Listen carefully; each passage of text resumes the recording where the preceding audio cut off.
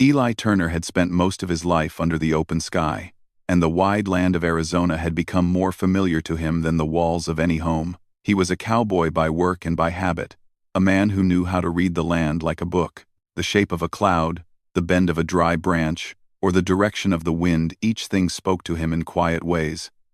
His horse, a calm brown mare named Daisy, was the only companion he kept for years. Together, they followed the long trails across the plains, deserts, and rough country that others avoided. Eli preferred to move quietly. He never looked for trouble, and he never tried to impress anyone. Life had taught him that peace was found in silence, not noise. He worked on different ranches, fixing fences, guiding cattle, or helping move herds from one grazing land to another. When work was done, he would ride out with Daisy, setting up camp near a hill or a creek, warm himself by a fire, and watch the stars until sleep came. That was the life he understood, and he never expected much more. One late afternoon, the sky was turning orange as the sun began to sink behind the distant cliffs. Eli was riding slowly, enjoying the calm of the early evening. The land around him was dry but beautiful, with tall rocks shaped by the wind and desert plants holding on strongly to the earth. It was the kind of place where a person could think without being disturbed. But as Daisy walked forward, Eli noticed something unusual. The ground ahead showed scattered objects, small pieces of cloth, and what looked like a woven basket lying on its side. Eli pulled the reins gently, bringing Daisy to a stop. He leaned down from his saddle to look more closely. The items did not seem like they had been left behind by accident. They looked dropped, rushed, or maybe even thrown aside in fear. Eli's eyes narrowed. He was not a man who ignored signs like these. Something was wrong. He dismounted quietly, letting Daisy graze while he walked a short distance, examining the area. The desert usually remained still, but now he could sense something different in the air, an energy, a kind of distant worry. Eli stood still, listening, trying to catch any sound. At first, all he heard was the soft wind moving through dry grass. But then, faintly, he caught something else, a voice. It was soft, almost too soft to hear, like someone calling out but unable to shout. Eli lifted his head. He could not yet understand the words, but the tone carried fear. Without wasting a second, he climbed back onto Daisy and guided her toward the sound. His heartbeat quickened, not out of fear but readiness. He had helped people before during storms, accidents, and lost trails. If someone needed help now, he would not ignore it. As they moved closer, the sound became a little clearer. It was a girl's voice. Eli pressed Daisy forward, keeping his movements steady. The path narrowed as they approached rocky ground, and Daisy carefully stepped over scattered stones. Eli stayed alert, scanning every shape and shadow. Suddenly, through the cracks of tall rocks, he saw movement. He urged Daisy a few steps forward, and then stopped to look. Down in a shallow dip in the land, a young girl was standing with her back against a rock wall. She looked frightened, her hands tightly holding a small wooden stick. Her long dark hair was partly loose, and she wore traditional clothing that told Eli she was from one of the local Apache tribes. But the girl was not alone. Around her moved several wild wolves. They were not large, but they were thin and hungry-looking. Their low growls carried across the quiet air. The wolves were circling her slowly, testing how close they could get. The girl tried to stay brave, but Eli could see that she had no real way to defend herself. Her stick was too small, and she had nowhere to run. Eli knew that wolves usually avoided people, but hunger could change the behavior of any creature. He also knew he had to help her before things got worse. He guided Daisy down the slope carefully, making sure not to startle the wolves too quickly. As he approached, one of the wolves turned its head sharply, noticing the movement. The others soon noticed too. The girl looked at Eli with wide, hopeful eyes. Though she did not say a word, she seemed too scared to speak. Eli stayed calm. He'd learned long ago that animals responded more to energy than noise. Daisy also sensed the tension but trusted Eli's steady hands on the reins. Eli raised his voice, firm but controlled, and clapped his hands loudly. The wolves paused, Then he swung one leg off Daisy and stepped forward slowly, making himself appear larger and more confident. He picked up a handful of small stones and threw them toward the ground near the wolves, not to harm them, but to startle them. The sudden movement and noise made the animals hesitate. A few backed away. Eli continued clapping and stepping forward, keeping his posture steady and commanding. Finally, the wolves turned and ran toward the open land, disappearing into the distance. When the last wolf left, Eli let out a small breath. He walked toward the girl slowly so she would not feel frightened. She was breathing heavily, but her eyes no longer held fear, only relief. Eli knelt down a short distance from her. "You're safe now," he said softly. She nodded, still catching her breath. For a moment, she could not speak, but she didn't look away from him. Her expression held deep gratitude, the kind that did not need many words. Eli stood up and offered her his hand. She hesitated only for a moment before taking it. Her hand was small, but her grip was firm, showing she had strength despite her fear. Eli guided her toward Daisy. The girl walked carefully, still shaken. When they reached the horse, Eli gently lifted her into the saddle, making sure she was comfortable. "Do you know the way to your village?" he asked. She nodded, pointing toward a path that led between two tall rocks. Her voice was soft when she finally spoke. "Yes. I can show you." Eli mounted behind her and took the reins. Daisy began walking toward the direction the girl indicated. The sky was turning darker as evening approached, and the shadows grew longer. The air cooled, but the girl seemed calmer now, holding onto the saddle horn with both hands. As they traveled, Eli noticed she kept turning her head slightly, as if checking that he was really still there. She didn't speak much, but her quiet presence said enough. She trusted him, even though they had met only moments ago. After a short ride, they reached a hill where the land opened into a broad valley. Far below, Eli could see smoke rising gently from several fires. The girl pointed again. "My people are there." Eli nodded. He slowed Daisy's pace as they approached the village. The girl straightened herself as they got closer, trying to regain her confidence. She had been through a frightening moment, but she wanted her people to see her strong. As they neared the edge of the village, several Apache men looked up from their work, surprised to see a cowboy riding in with one of their young girls on his horse. They began walking toward them, cautious but attentive. The girl raised her hand and spoke something in her language, explaining what had happened. The men listened, their eyes shifting between her and Eli. Eli stayed calm, waiting respectfully. He didn't want to intrude more than necessary. He had helped her because it was the right thing to do, not to gain anything. One of the elders approached and gave Eli a long, thoughtful look. Then he nodded slightly, a gesture of acknowledgement. The girl slid off the horse with grace and stood beside Eli, still close to him, as if the fear of earlier had not completely left her.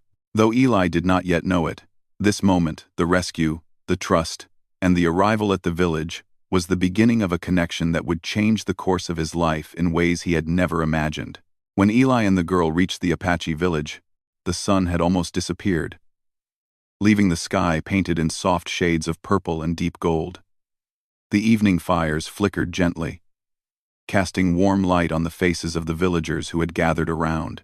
The quiet talk among them stopped as they noticed the girl arriving with a stranger from the outside world. Eli felt all eyes on him, yet he kept a calm posture, knowing that sudden movements or nervousness might send the wrong message.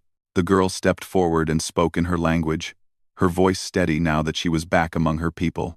She pointed toward the hills where the wolves had been, and then toward Eli. The villagers listened attentively. Some looked surprised, others relieved. A few exchanged thoughtful looks, understanding the danger she had been in. Slowly, the tension in the air softened, and the people began to view Eli not as a threat, but as someone who had shown bravery when it mattered most. An elder man, tall with silver strands in his long hair, stepped closer to Eli. His expression was serious but not unkind. It was clear he held a position of respect within the tribe. He raised one hand in a gentle gesture of welcome. Eli nodded in return, carefully respecting their customs even though he didn't know them well. The girl stood beside Eli for a moment longer, as if she wanted him to feel safe too. Then she turned toward her family. A woman rushed forward and wrapped her arms around the girl tightly, whispering words filled with relief. Eli guessed she was her mother. Another man joined them, strong and quiet, with a watchful gaze. This man looked at Eli with gratitude, though he kept a respectful distance. Eli understood that trust would not come instantly.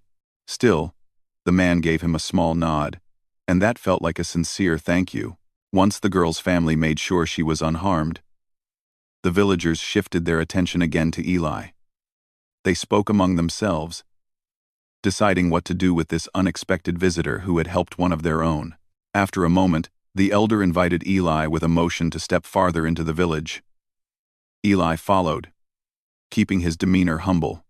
Daisy, his horse, walked alongside him peacefully, sensing his calmness. The village was alive with gentle activity. Women prepared evening meals while children played near the fires. The smell of cooked corn and herbs filled the air. Though Eli was used to simple meals on the trail, the warmth of this place reminded him of gatherings he had not experienced in a long time. People watched him curiously but without fear. Many of them whispered softly, clearly grateful for what he had done.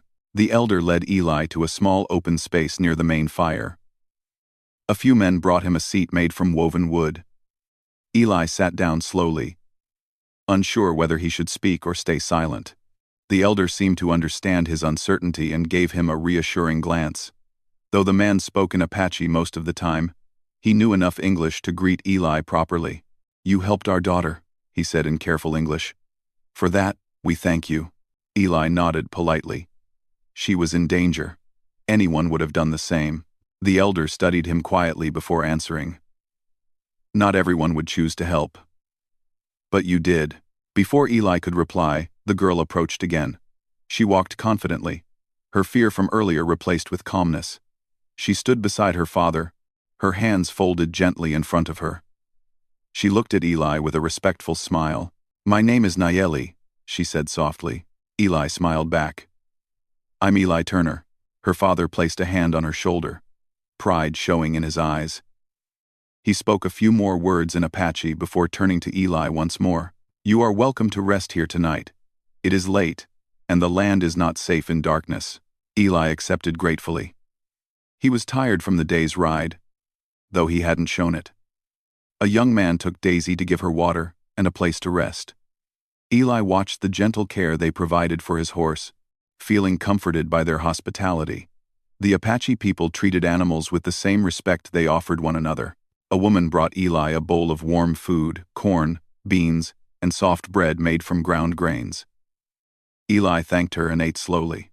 The flavors were simple but comforting, reminding him of the meals he used to share when he was younger. The villagers sat around the fire, talking quietly and laughing softly among themselves. Though Eli understood little of their language, he could feel the peaceful rhythm of the village. This was a community that lived close to the land, working together, caring for one another. As he sat there, Nayeli approached again. She sat a short distance from him, respectful of space but clearly curious. For a moment, they both watched the fire, letting the quiet fill the space. Then she spoke. "You came at the right time," she said gently. "If you had not heard my voice." Eli shook his head. "I'm just glad I did." Nayeli looked down for a moment, her expression soft. "I went too far from the village. I was gathering herbs for my mother. I didn't realize the wolves were so close." "It can happen to anyone," Eli reassured her. "You kept calm. That helped." She looked at him with thoughtful eyes. "You were calm too." Eli smiled. "I've had to be. Trails teach you that." "Trails teach you that." Nayeli seemed to want to ask more, but she held back, perhaps unsure if it was proper. Eli didn't mind the quiet.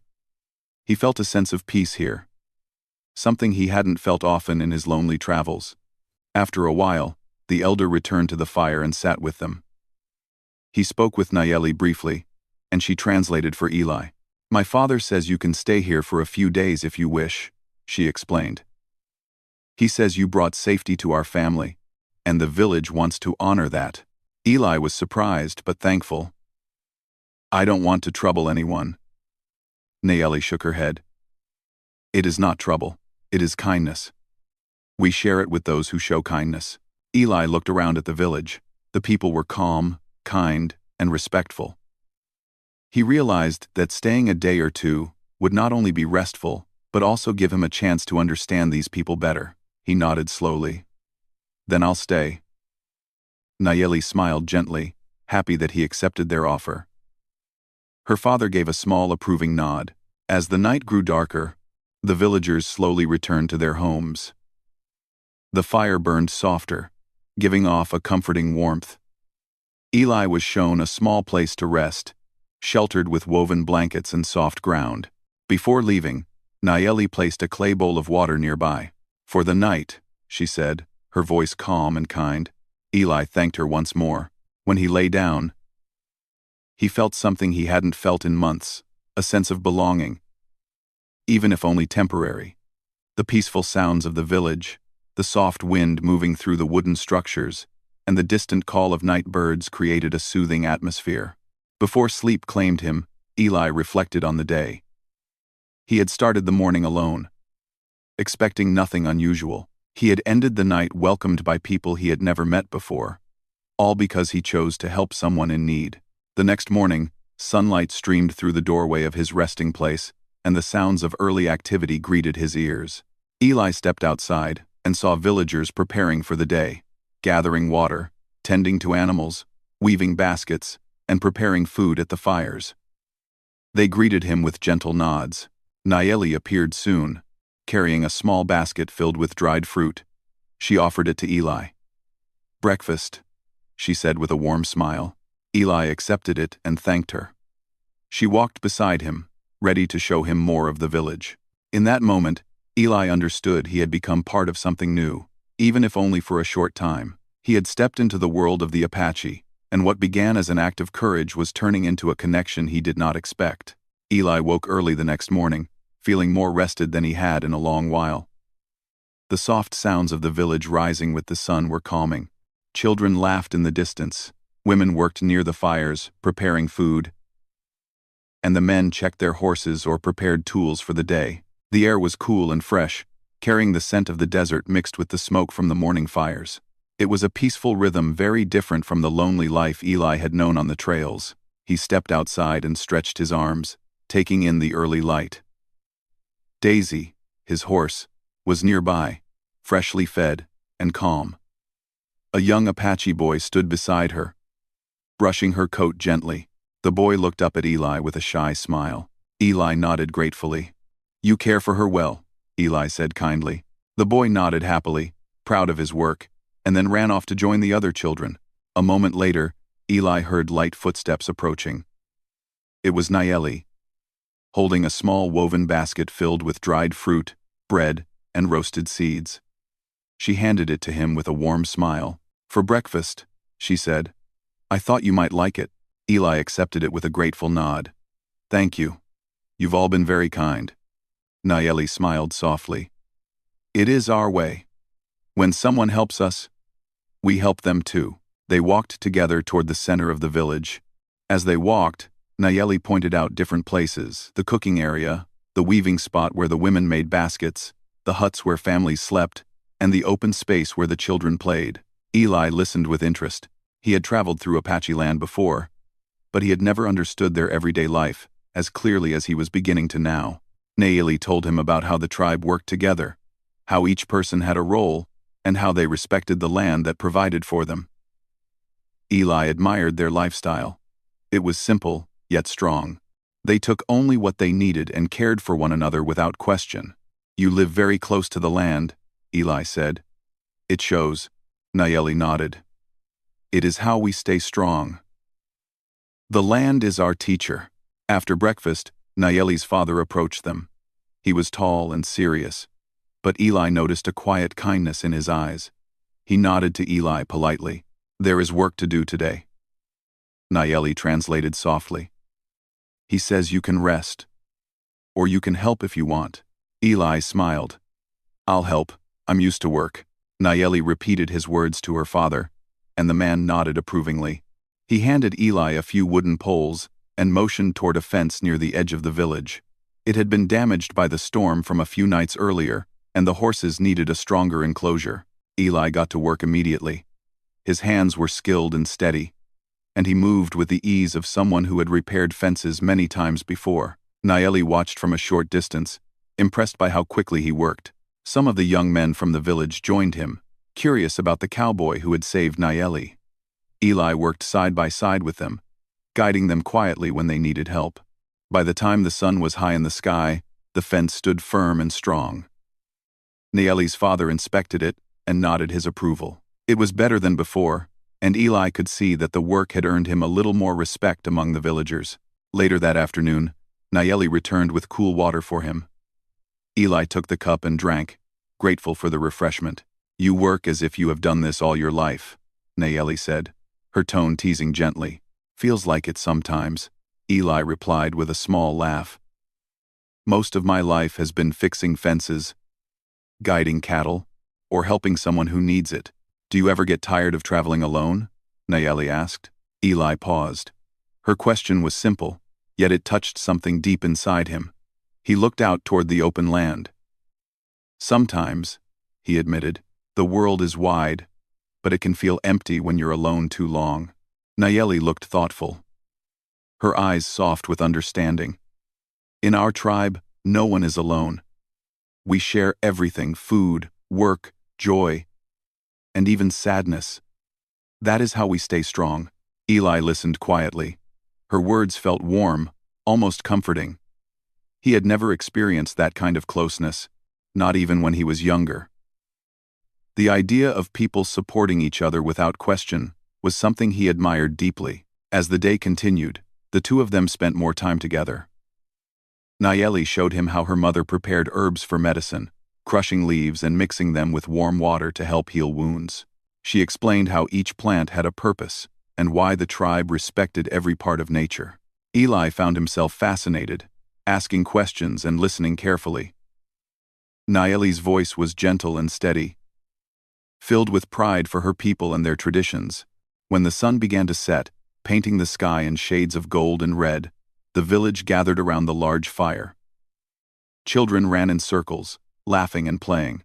The adults sat in groups, talking about their day. Eli found a place to sit quietly, enjoying the warm glow of the fire. Soon, Nayeli joined him, bringing 2 bowls of warm stew. You should try this, she said. It is made with corn and vegetables we grew. Eli accepted the bowl with a smile. The flavors were simple yet rich, filled with care and skill. This is wonderful, he said. Your people know how to cook well. Nayeli laughed softly. My mother will be happy to hear that. As night settled in, the elder stood and spoke to the village in his language. Nayeli translated for Eli in a hushed voice. He says we must be ready for another storm. The winds are changing tonight. We must bring the horses closer and tie the shelters tightly. Eli looked at the sky.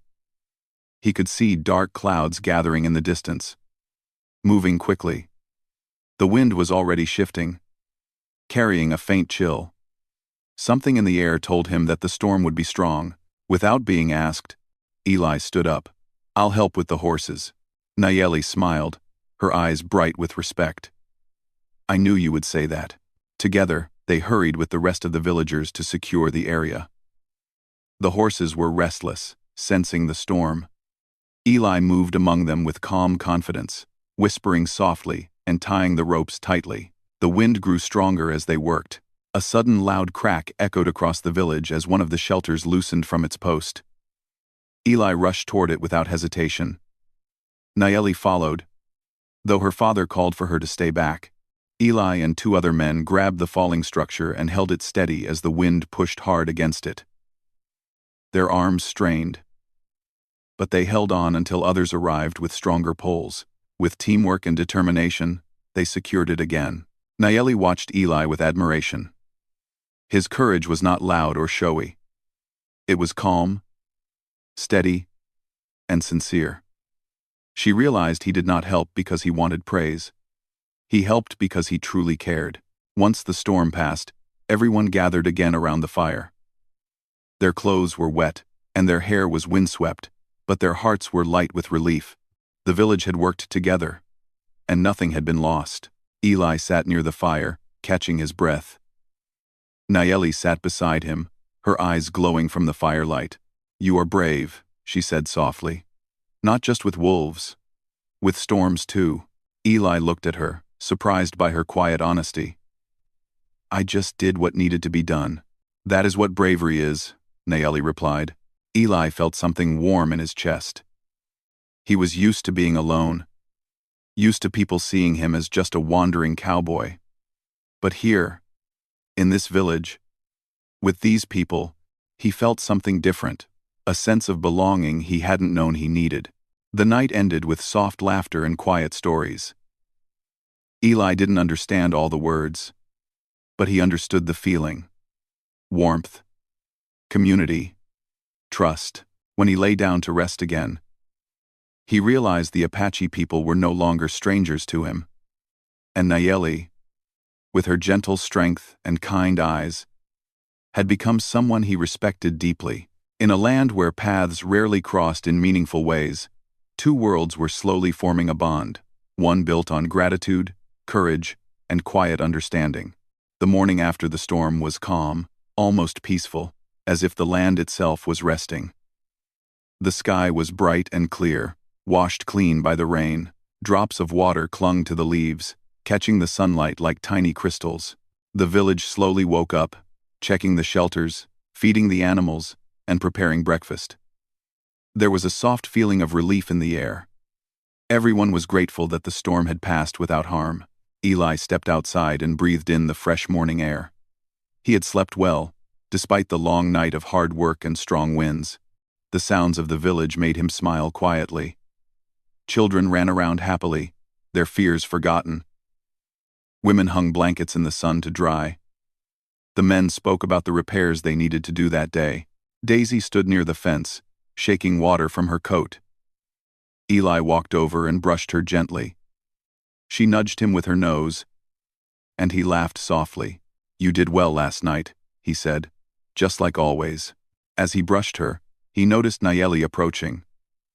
She looked bright and cheerful, wearing a fresh dress with neat braids in her hair. Her smile was warm when she reached him. "Good morning," she greeted. "My father says there is food ready. Will you join us?" Eli nodded kindly. "I would like that." They walked together toward the fire where breakfast was being prepared. Several villagers greeted Eli with friendly smiles. He felt differently now. The first night he had arrived, he felt like a stranger walking into a world he did not belong to. But now, the people spoke to him with ease, as if he had been there for a long time. It warmed his heart in a way he hadn't expected. Nayeli's family welcomed him to sit with them. Her mother handed him warm bread and a bowl of cooked grains mixed with berries. Eli thanked her politely. As he ate, he listened to the gentle conversations around him. Nayeli translated some of the talk, telling him about the plans for the day, mending broken baskets, checking the horses, and gathering wood for the evening. Eli felt at peace. For days he had worked, helped, and shared meals with these people. And each day, he felt a little more connected. But as the morning went on, a quiet thought kept rising in his mind, one that made his heart feel heavier. He had been here long enough to rest, help, and repay the kindness he received. It was time, he believed, to move on. After breakfast, Eli walked toward Daisy with slow steps. He checked the saddle and tightened the straps. As he worked, he tried to steady his thoughts. He had lived most of his life on the move. Staying too long in one place felt strange to him. Yet this time, a part of him resisted leaving. He felt something here. Something warm. Something he hadn't felt in years, but he pushed the feeling aside, reminding himself that he could not stay where he did not belong. Just as he placed his foot in the stirrup, he heard light footsteps behind him. He turned and saw Nayeli standing there.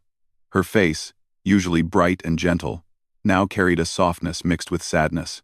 "You are leaving?" she asked quietly. Eli paused. It was the question he hoped he wouldn't have to face so soon.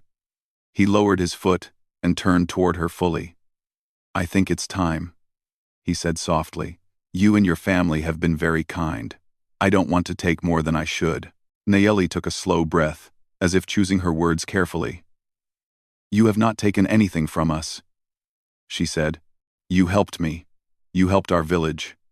You became part of our days. No one thinks you are a burden." Eli looked away for a moment, unsure of what to say. He was touched by her words, more than she knew. But years of traveling had built a wall in his heart. A wall that told him not to stay anywhere too long. "I'm a cowboy," he said quietly. "My life is out there. On the trails. I'm not used to staying in one place." Nayeli stepped closer, her voice soft but firm. "Maybe you are not used to it because you have never had a place that felt right." Her words made him pause. Something about them struck a deep part of him, something he had tried to ignore. He looked at her, and she met his eyes without fear or doubt. "You are not alone here," she continued. "My father respects you. My mother trusts you. The children follow you. The men work beside you. You helped us without expecting anything." She placed a hand over her heart. "That means something to us." Eli felt a tightness in his chest. He wanted to speak, but the words stayed trapped inside him. He had walked through deserts, storms, and lonely nights. He had seen many places, but none that made him feel the way this village did. Just then, Nayeli's father approached. He looked at Eli with the calm strength of someone who understood much without needing many words. He glanced at Nayeli, then back at Eli, and spoke in Apache. Nayeli translated quietly. "He says he hoped you would stay longer. He says you have a place here." "Well," Eli swallowed. The warmth of the offer touched him deeply, but old habits were hard to break. "I don't know if I fit in here," he whispered. Nayeli shook her head gently. "You already do." The morning sun shone on them, silent and warm. The wind moved through the trees softly, as if waiting for his answer. Eli looked around. The village was calm, peaceful, and filled with people who had shown him nothing but kindness. He realized that during the past days, he had laughed more, slept better, worked with purpose, and felt a sense of connection he had long forgotten. Nayeli stepped closer, her voice quiet but strong. "You belong with us now." The words hung in the air, simple, sincere, powerful. Eli felt something shift inside him. The walls he had built over the years began to soften. His eyes moved from Nayeli to the village, then to Daisy, and back to Nayeli again. He finally understood something important. Belonging was not about where you came from. It was about where your heart felt safe. He let out a slow breath. "Maybe," he said softly, "maybe I do belong here." Nayeli's face brightened with relief and happiness. Her father nodded, as if he had known the answer before Eli himself did. The villagers soon gathered around, sensing something important had happened. When they learned Eli had chosen to stay, they welcomed him with smiles and warm words in their language. Children ran around him excitedly, and the women offered him food and blankets. The men clapped him on the shoulder, showing their acceptance. Eli felt something rise inside him, peace, comfort, and a sense of home he had never experienced before. For the first time in a long time, he wasn't thinking of the trails or the empty roads ahead. He was thinking of the village, the people, the work he could do, and the new life he could build. As the sun set that evening, the village gathered around the fire once more. Music filled the air as some of the men played drums and flutes. Children danced, and families laughed together. Eli sat beside Nayeli, the warm light of the fire reflecting in her eyes. She looked at him with gentle pride. "I'm glad you stayed." Eli smiled, feeling his heart finally at rest. "So am I." In that moment, he knew he had made the right choice. The journey that began with saving a girl from wolves ended with him finding a home he never expected, a place where he was valued, respected, and welcomed. A place where he was no longer alone, and as the night grew deeper and the stars shone above them, Eli Turner felt something he had not felt in years: belonging.